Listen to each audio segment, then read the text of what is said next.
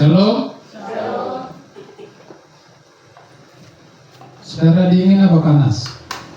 Iya, saudara-saudara, kenapa sampai saya awali dengan pertanyaan ini, saudara dingin atau panas? Iya, jawaban tadi adalah panas. Kenapa dikatakan panas? Ya, karena hadirat Tuhan, karena rohnya membawa kehangatan dalam hidup kita. Ya. Dan di mana ada roh Allah, maka di situ pasti ada kebebasan. Di mana ada roh Allah, maka di situ pasti ada kegirangan. Di mana ada roh Allah bekerja di sebuah ibadah, maka kita akan mengalami sebuah proses yang disebut proses perubahan dalam hidup kita. Saya teringat saudara-saudara dalam kitab Yehezkel. Ya, kita baca sejenak. Dalam kitab Yehezkel pasal yang ke-21 ayat yang ke-17. Yehezkel pasal yang ke-21 ayat yang ke-17, demikian firman Tuhan. Dan aku juga akan bertepuk tangan dan hatiku yang panas menjadi tenang kembali. Aku Tuhan yang mengatakannya. Bukan manusia yang mengatakannya, tapi Tuhan sendiri yang mengatakannya. Dia berkata, dan aku juga akan bertepuk tangan dan hatiku yang panas menjadi tenang kembali. Aku Tuhan yang mengatakannya. Perkataan ini ditujukan kepada bangsa Israel, Bapak Ibu Saudara. Ya, ditujukan kepada bangsa Israel. Mereka ogah-ogahan, ya, mereka asal-asalan memuji Tuhan, asal-asalan mereka bertepuk tangan, menyembah, mengeluk-elukan Tuhan. Itu sebabnya firman Tuhan datang kepada mereka, dan seharusnya Tuhan sudah murka melepaskan kepanasan amarahnya kepada bangsa ini, tapi karena mereka dengan sungguh-sungguh bertepuk tangan memuliakan Tuhan, dan Tuhan berkata, panas hatiku tenang reda kembali, dan aku juga turut bertepuk tangan bersama-sama. Amin. Itu sebabnya saudara, Tuhan senang ketika kita bertepuk tangan. Ya, ketika kita bersungguh-sungguh di hadirat Tuhan, bertepuk tangan, maka secara kasat mata kita tidak bisa melihatnya, tapi sedalam alam roh kita pasti mengetahui, karena firman memberi jaminan, Allah juga turut bertepuk tangan bersama-sama dengan kita. Itu adalah firman, saudara. Ya. Bahkan lebih lanjut dikatakan dalam kitab Mazmur pasal 47 ayat yang kedua, segala bangsa bertepuk tanganlah dan mengeluhkan Tuhan. Ya, ini adalah ketetapan Tuhan. Ya, ini adalah ketetapan. Kalau bicara soal ketetapan, itu adalah sesuatu yang sudah ditetapkan dan tidak boleh diubah-ubah. Ya, tidak boleh dirombak. Contohnya, ketetapan negara Republik Indonesia menetapkan Pancasila sebagai dasar negara. Apakah bisa diubah? Pancasila bisa diubah? Tidak. Ibadah bertepuk tangan bisa diubah? Tidak. Bisa dirubah? Bisa. Ya? Siapa yang jawab bisa tadi? Tidak bisa. Jawabannya harus benar loh ini. Menjawab pertanyaan firman. Karena merupakan ketetapan dari Tuhan, sebabnya tidak bisa dirombak, tidak bisa diubah, tapi harus berjalan atau dilakukan oleh kehidupan kita manusia. Saudara-saudara yang diberkati Tuhan, nah itu sebabnya saudara kalau bertepuk tangan jangan salah-salah. Kalau mau menari bagi Tuhan. Ya, saudara lihat, kayak saya kasih contoh. Saya hari ini kok siapkan firman-Nya lahir, saudara. Bicara tentang Galiat, tapi kok Tuhan bawa saya ke sini? Saya juga ngerti. Saudara lihat, kuasa pujian itu hebat. Ketika bangsa Israel menghadapi orang Filistin, bangsa Filistin, Bangsa yang negara tengkuk yang sekarang disebut adalah Palestina itu namanya bangsa Filistin.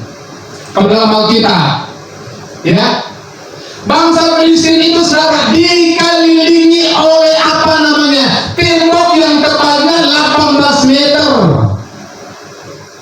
Tapi apa yang terjadi? Tuhan memberikan mereka sebuah cara, yaitu mereka harus memuji Tuhan. Selama 7 hari berturut-turut mereka memuji Tuhan.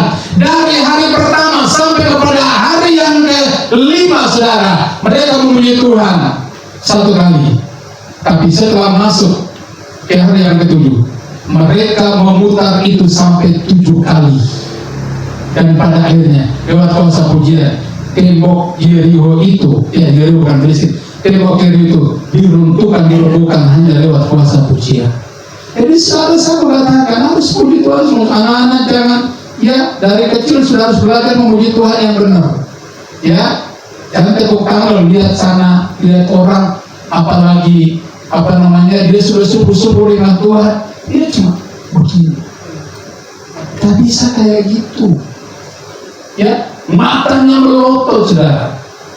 Tidak pernah berdoa dengan sungguh-sungguh. Ya, harus dari kecil sudah mulai belajar menghormati hadirat Tuhan. Saya punya kewajiban, saya harus katakan ini, saudara. Karena saya takut kalau satu ketika nanti Tuhan tuntut dari kehidupan saya nggak mau. Sudah sebabnya saya lepaskan aja, terserah saudara mau responi, mau terima, itu nanti urusan sendiri dengan Tuhan. Saudara-saudara yang diberkati Tuhan, kita lihat itu. Yang kedua, kita lihat ketika Silas dan Paulus mereka berada di penjara Filipi, Alkitab berkata saudara bahwa mereka berada di penjara yang paling tengah. Ada 3 pintu. Pintu pertama, pintu kedua, dan pintu ketiga. Dan di ruangan yang paling tengah ini saudara, itu dikhususkan bagi penjahat-penjahat kelas kakap yang harus ditawan atau dipenjarakan di ruang yang tengah atau ruang yang ketiga. Paulus dengan Silas, mereka adalah orang-orang yang memberitakan tentang kabar baik. Tapi mereka dianggap sebagai penjahat-penjahat kelas kakap. Terus sebabnya mereka dimasukkan di sana. Tapi secara uniknya apa yang terjadi? Ya, apa yang terjadi? Ketika tengah malam mereka menaikkan pujian kepada Tuhan, mereka menaikkan penyembahan kepada Tuhan, maka kita berkata, Tuhan perintahkan malaikat dari surga untuk membuka pintu-pintu penjara. Pintu pertama, pintu kedua, pintu ketiga, itu dibuka dengan cara daripada Tuhan. Itu hebat karena kuasa pujian dan penyembahan. Kalau di rumah saudara belajar memuji Tuhan, saudara masak, ibu-ibu masak, puji Tuhan, ya, masak, puji Tuhan, potong cabai, puji Tuhan, potong bawang, puji Tuhan. Jangan potong bawang lalu bilang, aduh, bawang paling mahal di pasar ya. Jangan potong bawang lalu saudara keluar barang di pasar paling mahal sana. Itu Tuhan gak pakai yang model kayak gitu, saudara. Semakin kita mengeluh, saudara, saya katakan berat semakin jauh dari hidup kita. Harus terima kenyataan yang ada, bersyukur saja. Ya, bersyukur saja, jangan mengeluh Bapak Ibu. Ya, jangan mengeluh, Tuhan kok belum berkati saya sudah ikut Tuhan sungguh-sungguh kok gaya hidup saya kok begini, ending hidup saya kok begini. Jangan khawatir, ada waktu Tuhan siapkan buat kita. Amin. Karena segala sesuatu kan ada waktunya. Ada waktu kita susah, ada waktu juga kita senang. Saudara, saya mau tanya, saudara mau senang sekarang, tapi pada akhirnya saudara mengalami kesusahan ketika Tuhan datang di dalam awan-awan yang permai. Saudara mau pilih mana? Kira-kira saudara mau susah sekarang, ya, lalu nanti pada akhirnya Yesus datang dalam di awan-awan yang pada tadi pujian pertemuan di udara tadi itu, saudara masuk ke sana menikmati kemuliaan daripada Tuhan. Saudara mau pilih mana? Susah sekarang. Tapi saudara, susah sekarang ini benar-benar susah atau susah-susah? Saudara sekarang ini, bisa kan periksa diri kita masing-masing nih di hadapan Tuhan. Saudara benar-benar susah atau susah-susah? Susah-susah. Ya, kita ini susah-susah, bukan benar-benar susah. Tapi saudara dan saya ini susah-susah. Artinya sudah sebentar susah, sebentar senang. Sebentar susah, sebentar senang. Apa saudara mau susah terus? Oh jangan saudara. Saya mau tanya, saudara pernah nggak satu hari nggak pernah makan? Satu hari saudara pernah nggak makan? Kira-kira saudara pernah satu hari nggak pernah makan? Ya? Ya? Nah, saudara-saudara yang diberkati Tuhan, ya, artinya kita lihat orang yang memuji Tuhan tidak pernah kelaparan. Orang yang tahu menyembah Tuhan tidak pernah kelaparan karena Tuhan tahu apa yang Tuhan harus kerjakan atas kehidupan kita. Tuhan tahu apa yang Tuhan akan berikan kepada kita kalau kita serius dengan Tuhan. Saudara-saudara, jadi ciri itu harus ada. Kalau kita orang suka memuji Tuhan, ya, kita tidak mudah menyerah. Ya, kita tidak mudah untuk apa? Untuk apa menyalahkan orang lain. Tidak mudah menyimpan kepahitan dalam hidup. Saudara, tadi saya katakan kalau kita simpan kepahitan, saya mau katakan itu satu ketika pasti busuk dalam hidup kita. Karena orang kalau simpan kepahitan itu maaf cepat tersinggung. Kalau disimpan kepahitan cepat sekali tersinggung. Jangan disuruh perasaan sedikit langsung dia menyala, saudara. Itu kalau disimpan kepahitan sesuatu dalam hati. Gak mau dikorek ya, gak mau dikorek, gak mau disentil sedikit pun.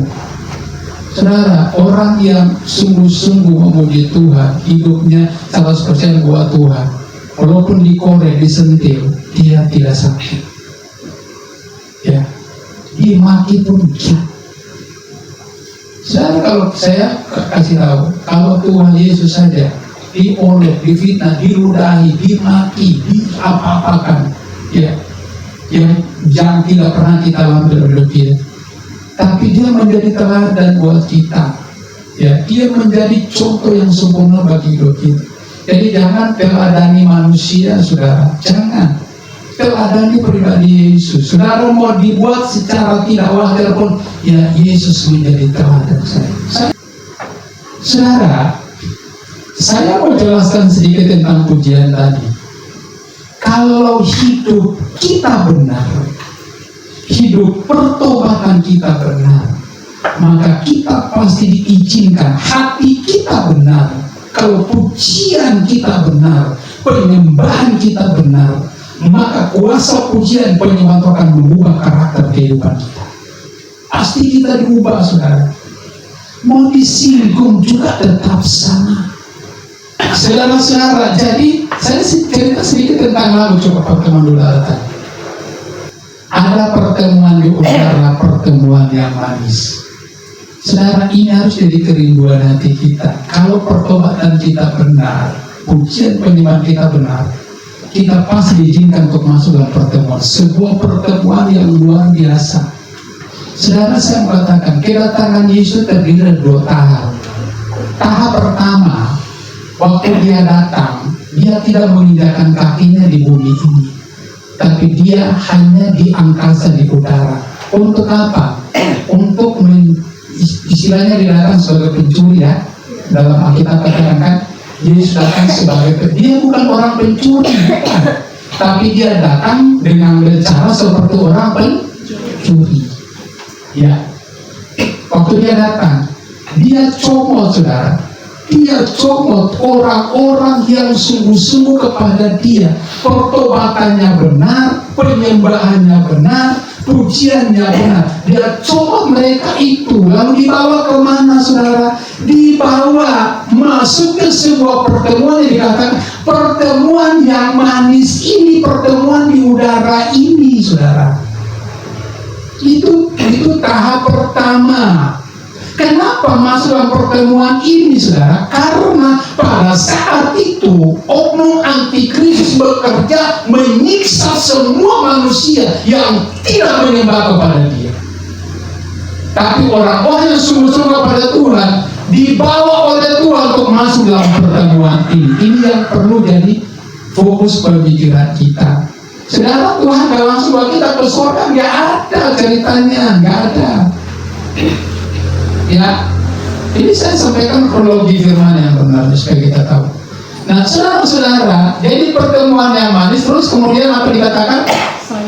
Saya rindu bertemu di sana, jauh di udara. Terus kan? Kemudian nyanyian yang terdengar yang belum pernah didengar. Jadi semua pujian yang kita nyanyikan ini kita sudah dengar. Tapi ada sebuah pujian yang kita belum pernah dengar, yaitu pujian anak domba Allah, dikatakan di kitab Wahyu. Ya, nyanyian Musa itu besaran ajaib karyamu dan seterusnya. Layaklah segala bangsa memuji Tuhan, menyembah kepada Tuhan. Tapi nyanyian anak domba itu belum diberikan kepada kita, dan satu orang pun tidak tahu tentang nyanyian anak domba. Nyanyian itu akan diperdengarkan pada saat pertemuan di udara. Ini yang karang penciptain pujian ini dia alami benar-benar, sudah. Ini yang jadi kerinduan hati kita. Kemudian apa yang dikatakan di sana? Adalah kegirangan dan anak Allah. Saudara bayangkan, Dia sebagai Raja yang maha besar, Dia untuk memimpin kehidupan kita saat itu, kehidupan kita. Tapi hanya berlangsung 3,5 tahun lamanya. Perhatikan itu. Itu tahap kedatangan pertama. Kemudian tahap kedatangan yang kedua, kitab 1 Tesalonika pasal yang keempat. Kita baca ayat yang ke-13 dan seterusnya. Perhatikan ya. 1 Tesalonika pasal 4 ayat yang ke-13. Tentang apa tuh? Kedatangan Tuhan. Teruskan. Selanjutnya kami tidak mau saudara-saudara bahwa kamu tidak mengetahui tentang mereka yang meninggal, supaya kamu jangan berduka cita seperti orang-orang lain yang tidak mempunyai pengharapan. Saudara, saya jelaskan dulu. Kalau sanak saudara kita meninggal dunia, saudara jangan bersedih seperti orang yang tidak mengenal Tuhan. Ya, banyak orang kalau saudaranya meninggal, saudara nangis berhari-hari, nangis menjerit berhari-hari. Saudara nangis menjerit pun anak saudara itu nggak bisa bangkit, nggak bisa bangun, kecuali Tuhan berkeburan. Makanya jelas dikatakan, selanjutnya kami tidak mau saudara-saudara bahwa kamu tidak mengetahui tentang mereka yang telah meninggal, supaya kamu jangan berduka cita seperti orang yang lain yang tidak mempunyai pengharapan dalam Tuhan. Jadi secara orang-orang yang sudah meninggal dalam Tuhan itu, ya, mereka nggak mati selamanya, nggak mati. Saya sudah bawa tentang orang yang sudah mati dalam Tuhan itu tempat mereka di mana, di Firdaus. Jadi contoh daripada orang kaya dan Lazarus yang miskin, ya. Lazarus yang miskin itu dibawa kemana, Fir? Penyamun sebelah kanan itu dibawa ke Fir. Waktu Yesus tersalib bersama-sama, dia berkata, Yesus, kalau engkau datang, jangan melupakan aku. Dia berkata, hari ini juga engkau ada bersama-sama dengan aku di dalam Fir. Jadi orang yang mati dalam Tuhan itu tempat mereka di mana? Firdaus itu tempat penyimpanan orang-orang yang mati, rohnya, bukan dagingnya. Dagingnya kembali kepada tanah, tapi rohnya dibawa ke Firdaus oleh Tuhan. Saudara berarti ya, berarti kalau saudara mati, saudara kemana? Itu jadi ketetapan saudara. Harus ingat itu. Kalau kita meninggal dunia, tempat kita sudah ada di Fir.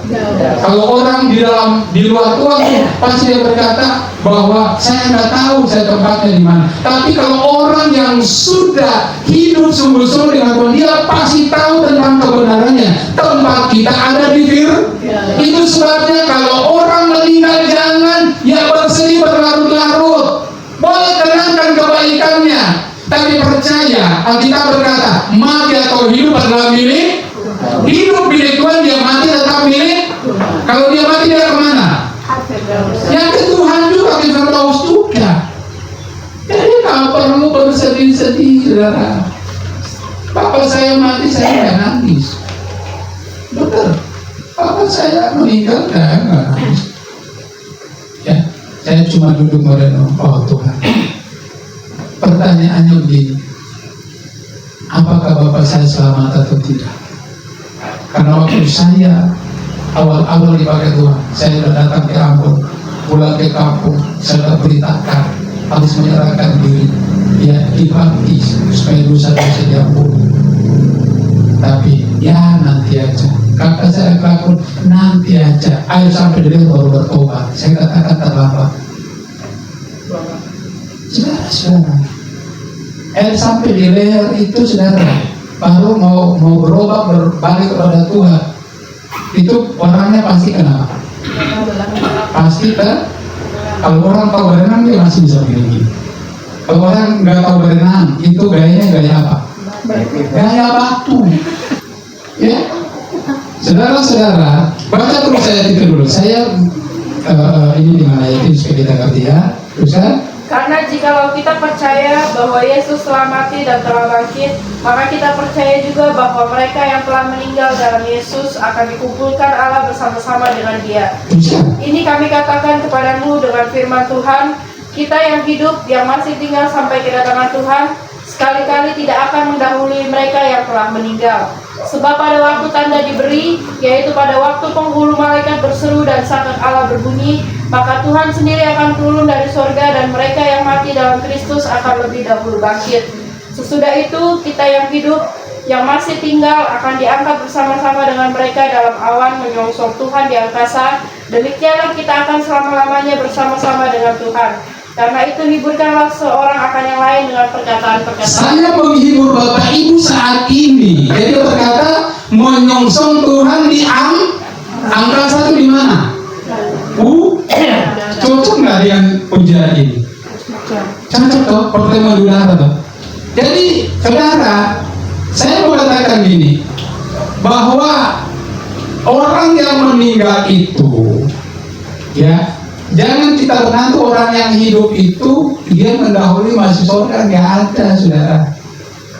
Orang yang mati yang sudah meninggal dunia dalam Tuhan, mereka lebih dulu akan dihidupkan atau dibangkitkan.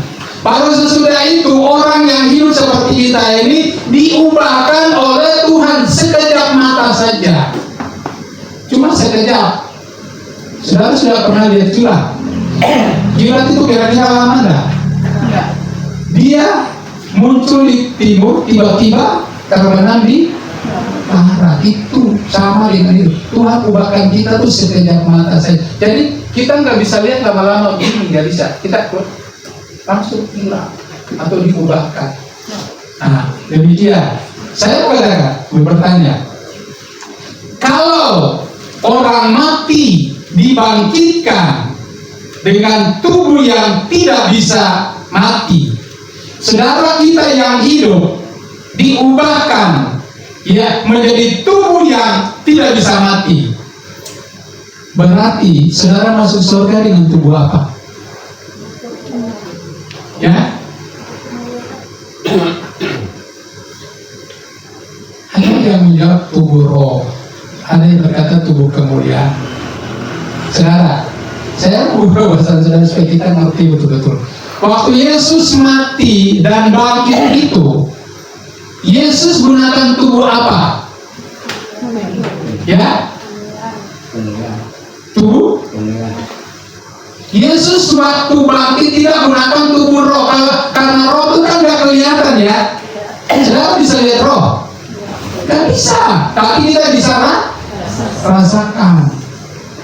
Jadi waktu Yesus bangkit itu dia menggunakan tubuh kemuliaan. Tubuh itu akan diberikan kepada kita. Waktu Tuhan ubahkan kita dengan sekejap mata, tubuh kita memiliki tubuh kemuliaan dari Tuhan. Tubuh kemuliaan itu tubuh yang tidak berdosa. Jadi tubuh kemuliaan itu melihat tembus pandang, saudara. Tembus pandang. Contoh, waktu Yesus naik ke surga, murid-murid melihat Yesus nggak?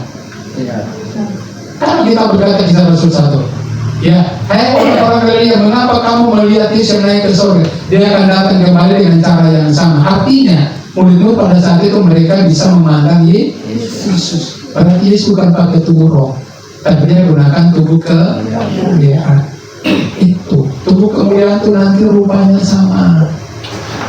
Lalu jelas sekali dikatakan bahwa, dan kami katakan satu rahasia, sebab pada waktu itu, pada waktu tanda diberi, yaitu pada waktu penghulu malaikat berseru dan sangkakala Allah berhuni. Jadi sekarang lihat, waktu tahun berapa itu kemarin tuh di Amerika Serikat ada trompet berbunyi di udara, bunyinya didengar oleh beberapa negara, khususnya seluruh abadi. Orang berkata bahwa Tuhan datang. Tapi saya mengatakan, waktu Yesus datang dalam kemuliaannya, itu teman-teman berkata, tanda diberi, yaitu sangkakala Allah berbunyi. Kalau sangkakala Allah berbunyi itu, seluruh dunia itu akan dengar, bukan satu negara saja, bukan dua negara saja, seluruh dunia akan dengar. Jadi umpamanya dia tiup di Yerusalem sana, di Timur Tengah, kedengarannya sampai ke Indonesia. Itu suara. Jadi sangkakala berbunyi, bunyinya di Gunung Lona, tapi ini sampai ke seluruh penjuru bumi. Itu sangkakala Allah. Maka dikatakan pada waktu dia datang, tanda diberi, sangkakala berbunyi, dikumpulkan oleh semua orang, tua muda kecil besar. Begitulah. Ya, jadi saudara-saudara, mari kita harus ingat betul-betul, kita rindu untuk masuk dalam pertemuan tadi ya, pertemuan yang manis.